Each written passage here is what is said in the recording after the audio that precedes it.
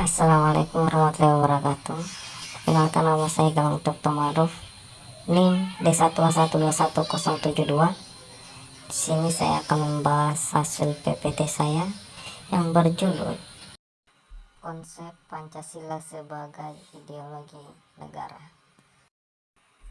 Masih ingatkah Anda apa yang dimaksud dengan ideologi? Mungkin Anda pernah membaca atau mendengar pengertian ideologi. Istilah ideologi berasal dari kata idea yang artinya gagasan, konsep, pengertian dasar, cita-cita, dan logos yang berarti ilmu. Ideologi secara etimologis artinya ilmu tentang ide-ide atau ajaran tentang pengertian dasar. Dalam Kamus Besar Bahasa Indonesia, ideologi didefinisikan sebagai kumpulan konsep bersistem yang dijadikan asas pendapat yang memberikan arah dan tujuan untuk kelangsungan hidup. Ideologi juga diartikan sebagai cara berpikir seseorang atau suatu golongan. Ideologi dapat diartikan paham, teori, dan tujuan yang merupakan satu program sosial politik. Kamus Bahasa Indonesia 2008 2 5 terus 17. Dalam pengertian tersebut, Anda dapat menangkap beberapa komponen penting dalam sebuah ideologi, yaitu sistem, arah, tujuan, cara berpikir, program sosial, dan politik. Untuk mengetahui posisi ideologi Pancasila di antara ideologi besar dunia, maka Anda perlu mengenal beberapa jenis ideologi dunia sebagai berikut. Marxisme, Leninisme, suatu paham yang meletakkan ideologi dalam perspektif evolusi sejarah yang didasarkan pada dua prinsip. Pertama, menentukan lahir dan perubahan sosial adalah perubahan dari cara produksi. Kedua, proses perubahan sosial bersifat dialektis. Liberalisme, suatu paham yang meletakkan ideologi dalam kebebasan individu, artinya lebih mengutamakan hak individu. Sosialisme, suatu paham yang meletakkan ideologi dalam perspektif kepentingan masyarakat, artinya negara wajib mensejahterakan seluruh masyarakat atau yang dikenal dengan konsep welfare state. Kapitalisme, suatu paham yang memberikan kebebasan kepada setiap individu untuk menguasai sistem perekonomian dengan kemampuan modal yang ia miliki. Assalamualaikum warahmatullahi wabarakatuh.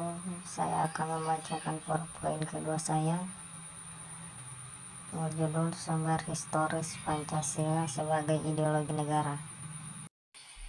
A. Pancasila sebagai ideologi negara dalam masa pemerintahan Presiden Soekarno.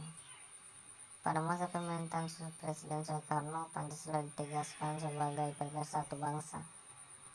Penegasan ini dikumandangkan oleh Soekarno dalam berbagai pidato politiknya dalam kurun waktu 1945 sampai dengan 1960. Namun seiring dengan berjalannya waktu, pada kurun waktu 1960 sampai dengan 1965, Soekarno lebih mementingkan konsep nasakom, nasionalisme, agama, dan komunisme sebagai landasan politik bagi bangsa Indonesia. B. Pancasila sebagai ideologi dalam masa pemerintahan Presiden Soeharto.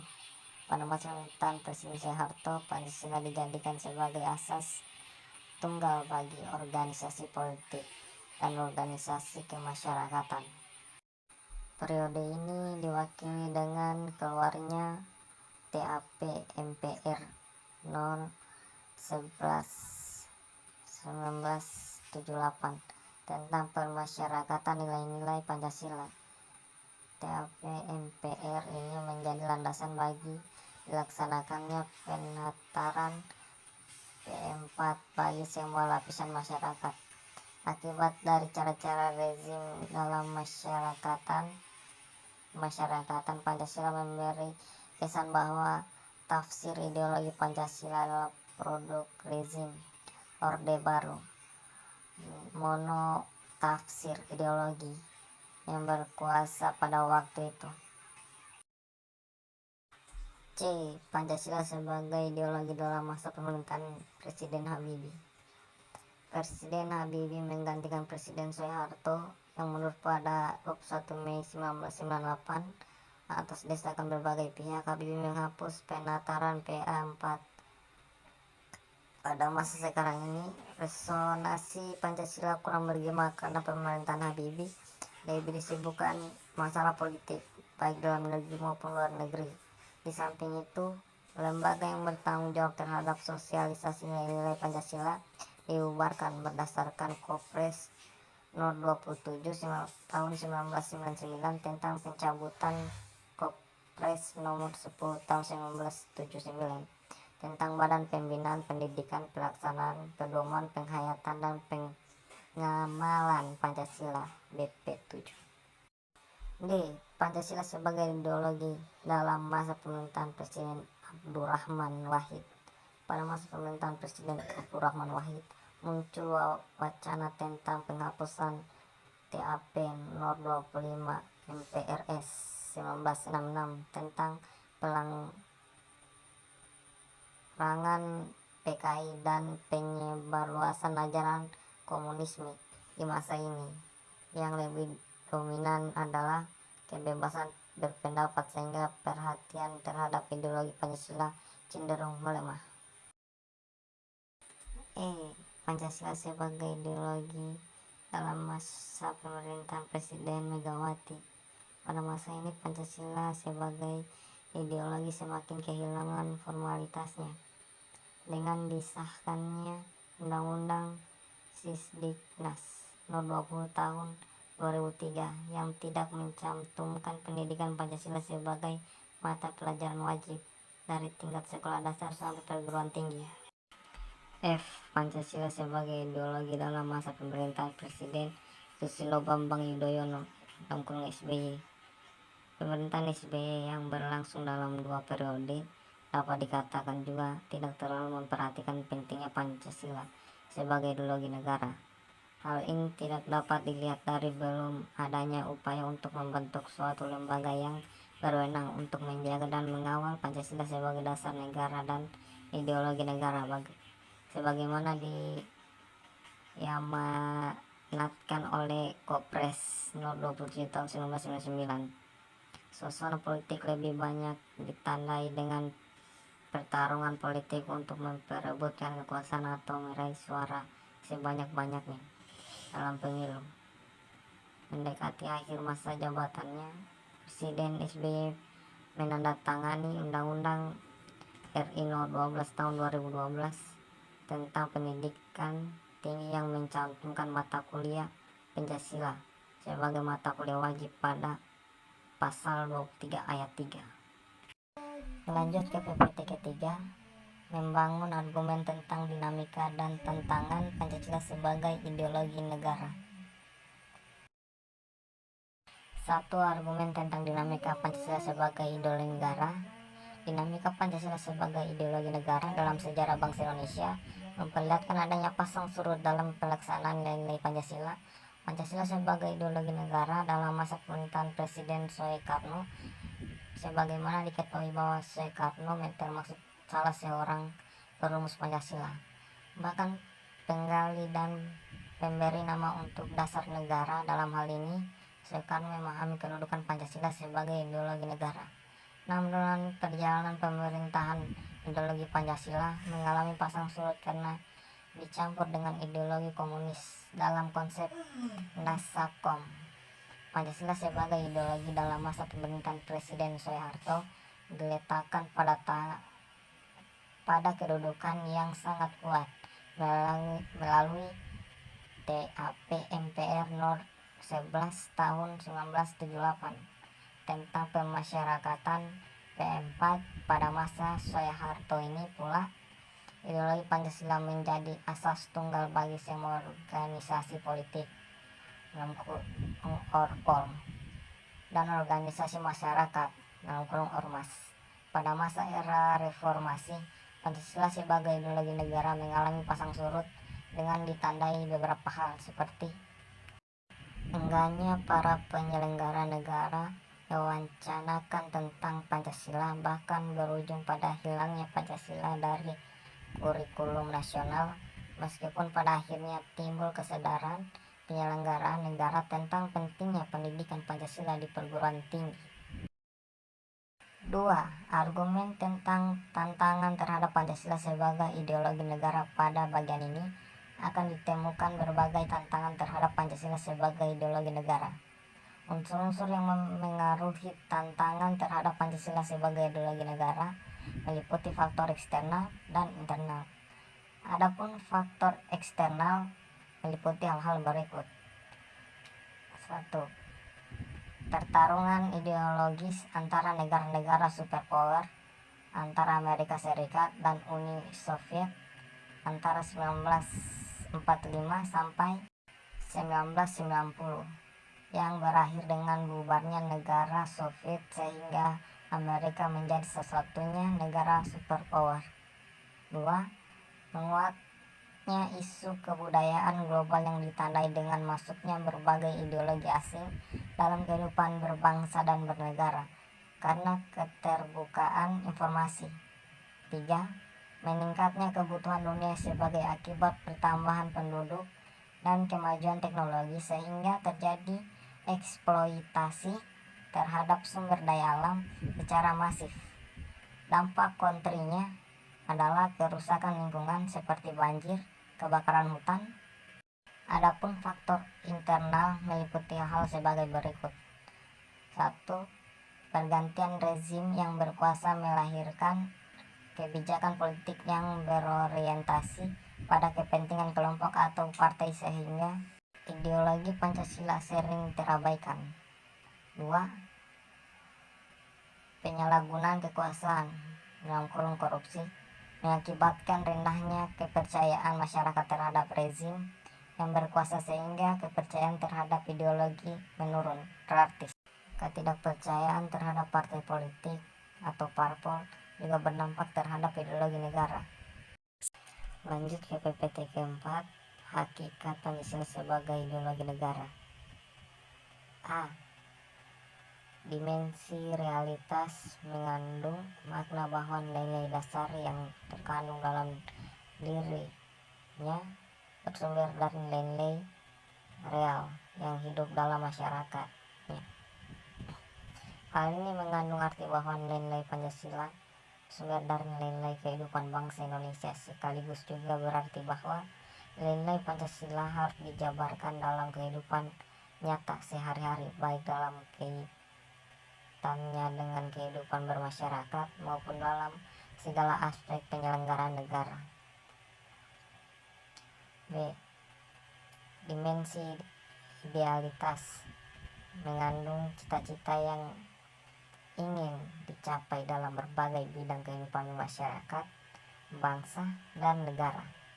Hal ini berarti bahwa nilai dasar Pancasila mengandung adanya tujuan yang tercapai sehingga menimbulkan harapan dan optimisme serta mampu mengubah motivasi untuk mewujudkan cita-cita. C.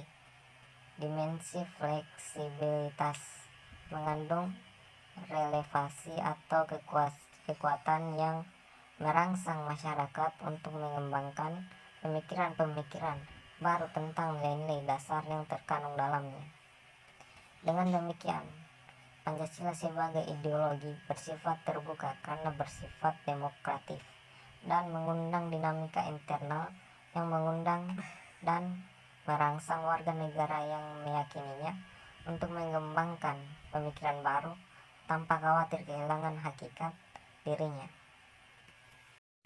Lanjut PPT kelima, konsep Pancasila sebagai sistem filsafat.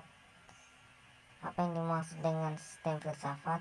Apakah Anda sering mendengar istilah filsafat diucapkan seorang atau mungkin Anda sendiri seringkali mengucapkannya. Namun apakah Anda mengerti dan paham apa yang dimaksud dengan filsafat itu? Untuk itu, coba Anda renungkan dan pikirkan beberapa pernyataan yang memuat istilah filsafat sebagai berikut. 1. Sebagai seorang pedagang, filsafat saya adalah meraih keuntungan sebanyak-banyaknya. 2. Saya sebagai seorang prajurit TNI, filsafat saya adalah mempertahankan. 3. Pancasila merupakan dasar filsafat negara yang mewarnai seluruh peraturan hukum yang berlaku.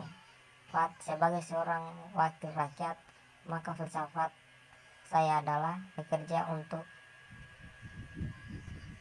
masyarakat. Urgensi Pancasila sebagai sistem filsafat. Mengapa manusia memerlukan filsafat? Jawaban atas pertanyaan tersebut dikemukakan Titus, Smith, and Nolan sebagai berikut. Tidak hanya zaman Yunani yang telah melahirkan peradaban besar melalui pemikiran para filsuf.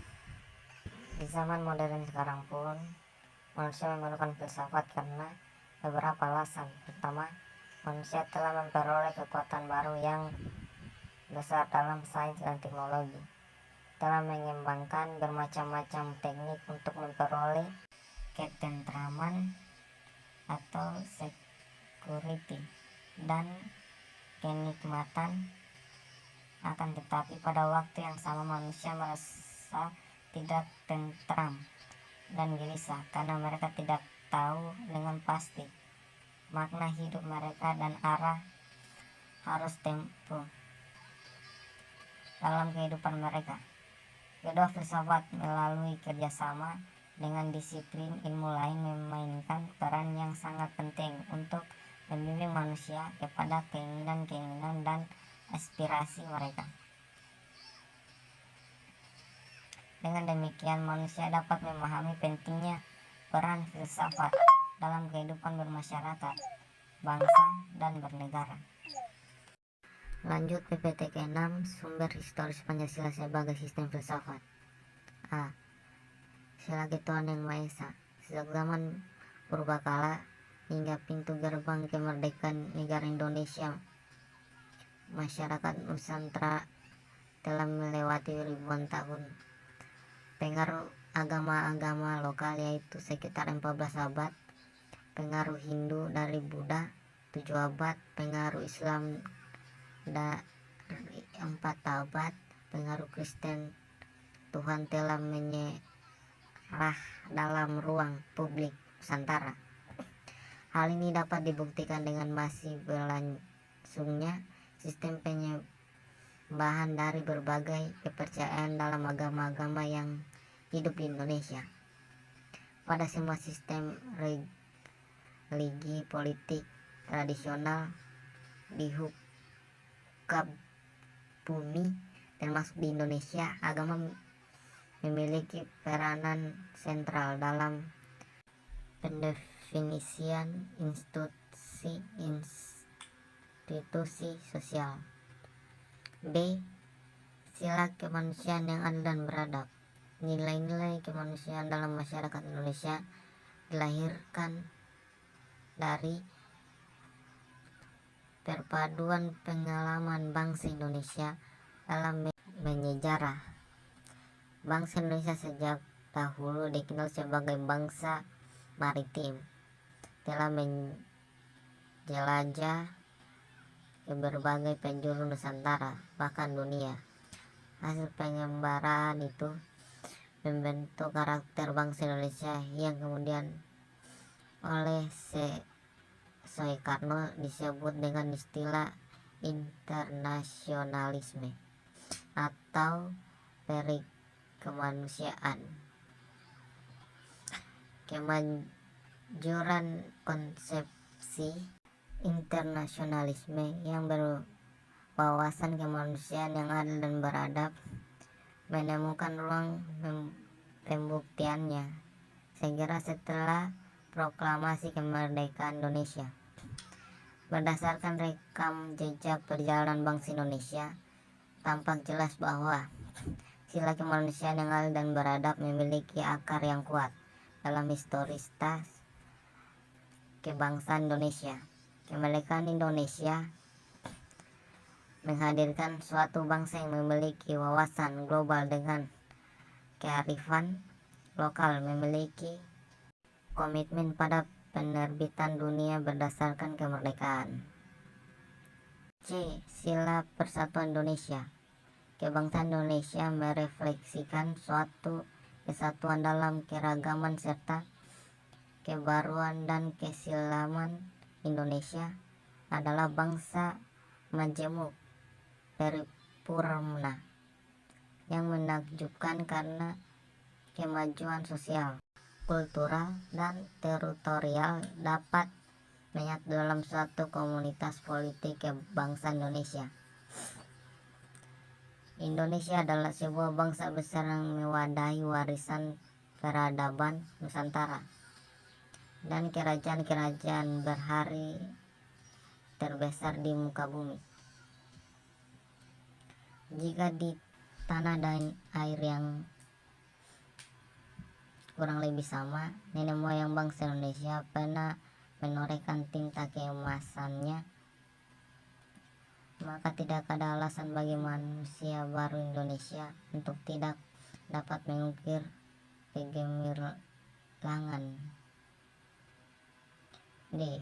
Sila kerakyatan yang dipimpin oleh hikmat kebijaksanaan dalam permusyawaratan dan perwakilan.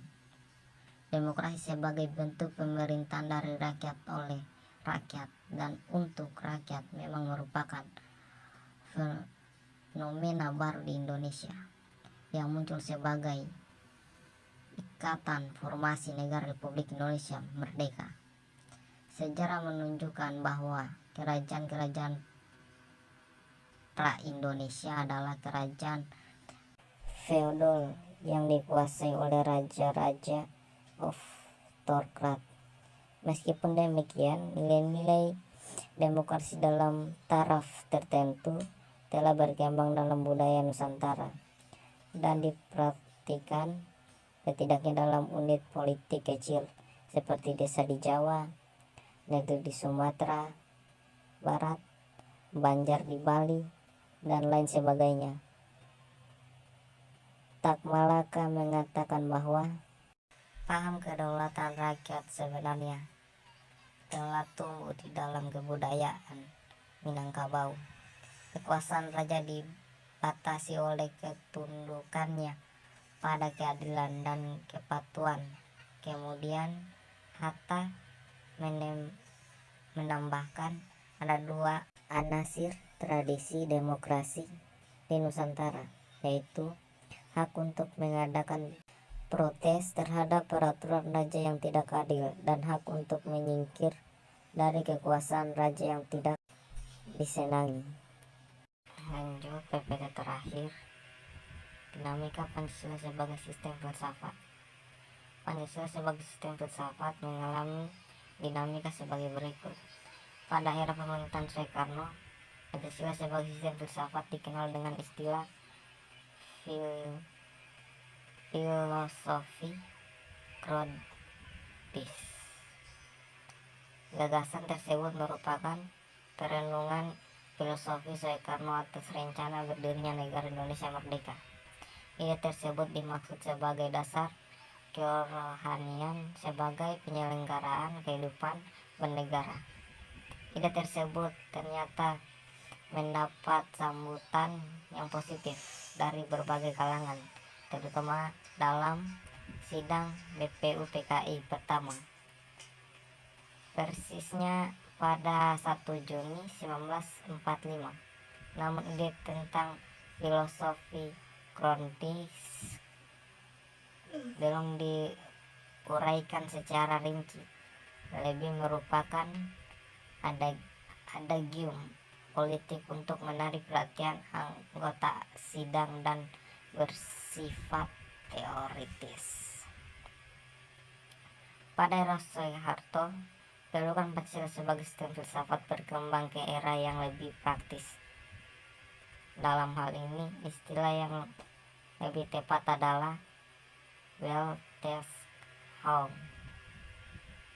Artinya, filsafat Pancasila tidak hanya bertujuan mencari kebenaran dan kebijaksanaan, tetapi juga digunakan sebagai pedoman hidup sehari-hari. Atas dasar nilai, Soeharto mengembangkan sistem filsafat Pancasila menjadi Panatara 4 EP4. Pada era reformasi, Pancasila sebagai sistem filsafat kurang terdengar resonansinya. Namun Pancasila sebagai sistem filsafat bergema dalam wacana akademik, termasuk kritik dan renungan yang dilontarkan oleh Habibie dalam pidato 1 Juni 2011. Habibie menyatakan bahwa Pancasila seolah-olah tenggelam dalam pusara sejarah masa lalu yang tidak lagi relevan untuk disertakan dalam dialektika reformasi. Pancasila seolah hilang dari memori kolektif bangsa Indonesia. Pancasila semakin jarang diucapkan, dikutip, dan bahkan baik dalam konteks kehidupan ketatanegaraan, kebangsaan maupun kemasyarakatan. Pancasila seperti terstandar di sebuah lorong sunyi justru di tengah denyut kehidupan bangsa Indonesia yang semakin hiruk pikuk dengan demokrasi dan kebebasan berpolitik. Sekian dan terima kasih.